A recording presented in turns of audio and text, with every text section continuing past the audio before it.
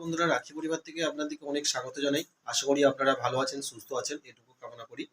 আজকে আমি একটা রেসিপি করতে চলেছি। একটা বাজার থেকে বড় সাইজের মাছ নিয়ে এসেছি। কি মাছ তা আমি জানি না, আপনারা দেখে বলুন কি মাছ। ওটার আমি কষা কষা ঝাল করতে চলেছি। তবে চলুন রেসিপিটা শুরু করছি। আপনারা পাশে থাকুন, দেখতে থাকুন, পুরো ভিডিওটা দেখবেন, স্কিপ করবেন না। যদি ভালো লেগে থাকে একটা লাইক, কমেন্ট, শেয়ার অবশ্যই করবেন। তবে চলুন রেসিপিটা শুরু করতে চলেছি। দেখুন, বাজার থেকে মাছটা নিয়ে চলে এসেছিলাম, সেখানে মাছটা ছাড়িয়ে নিয়ে চলে এসেছি। এখানে আমি এবার মনের মতো করে পিস পিস করব। মাছটা দেখে বলুন কি মাছ এটা। আমি তো কিছু জানি না, কিন্তু দেখতে ভালো লাগলো তাই বাজার থেকে মাছটা কিনে নিয়ে চলে এসেছি।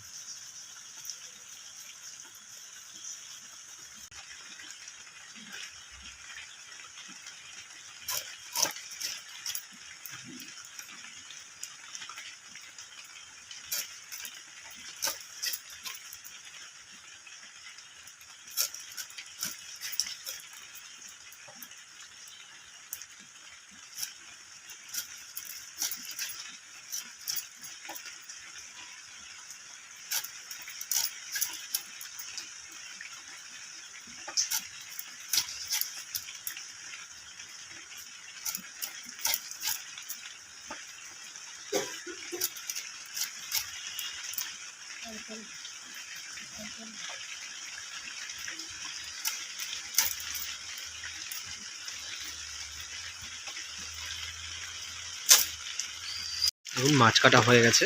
এবার মাছগুলোকে আমি ভালোভাবে ধুয়ে নেব। মাছগুলো কাটা হয়ে গেছে, ভালোভাবে ধোয়া হয়ে গেছে। এবার পরিমাণ মতো এতে নুন হলুদ মাখিয়ে মাছগুলোকে আমি ভাজবো।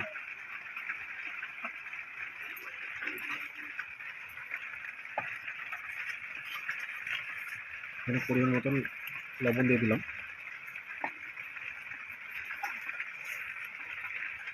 আর পরিমাণ মতো হলুদ গুঁড়ো দেবো।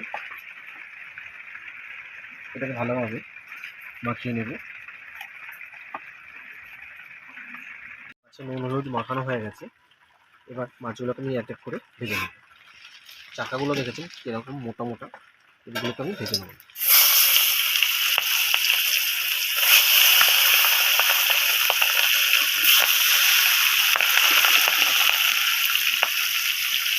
মাছটা ভাজা হয়ে গেছে, মাছটা আমি তুলে নেব। কত মোটা মোটা পিস করেছিলাম, দেখতে পাচ্ছেন কত সরু সরু হয়ে গেছে, পাতলা পাতলা হয়ে গেছে। এগুলোকে আমি এবার তুলে নেব। ভাজা হয়ে গেছে মাছ। ওই তেলের মধ্যে মাছটা আমি এবার ঝাল করব। কিছুটা শুকনো লঙ্কা এতে দিয়ে দেবো। এখানে বেটে রাখা পেঁয়াজ দিয়ে দেবো এতে।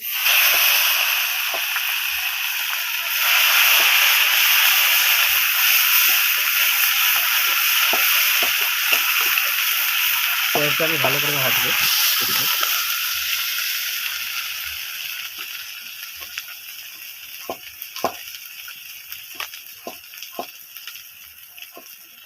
পুরের মতো আদা বাটা,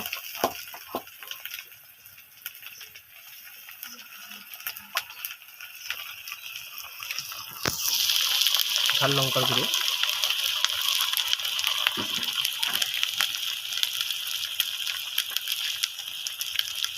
সামান্য পরিমাণে লবণ,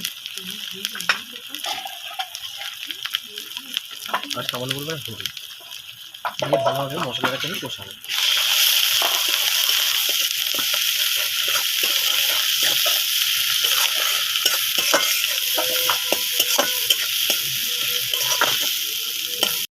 মাছটার মশলাটা কষা হয়ে গেছে। এবার মাছগুলোকে আমি ভালোভাবে ছেড়ে দেবো।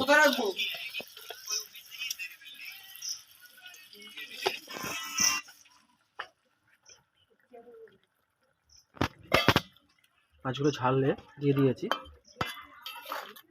একটু ভালোভাবে ফুটে গেলে সর্ষে বাটা এতে দেবো। এখানে সর্ষে বাটা ছিল, এই মাছের উপরে আমি সর্ষে বাটাটা দিয়ে দেবো। ভালোভাবে একটু নাড়াচাড়া করে নেবো। মাছটা আমার কষানো হয়ে গেছে।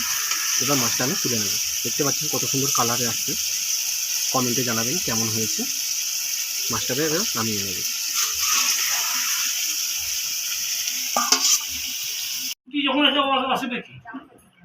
দেখতে পাচ্ছেন কত সুন্দর হয়েছে। আপনারা কমেন্টে জানাবেন কেমন হয়েছে। ওর সকালবেলা দুটি হয়েছিল।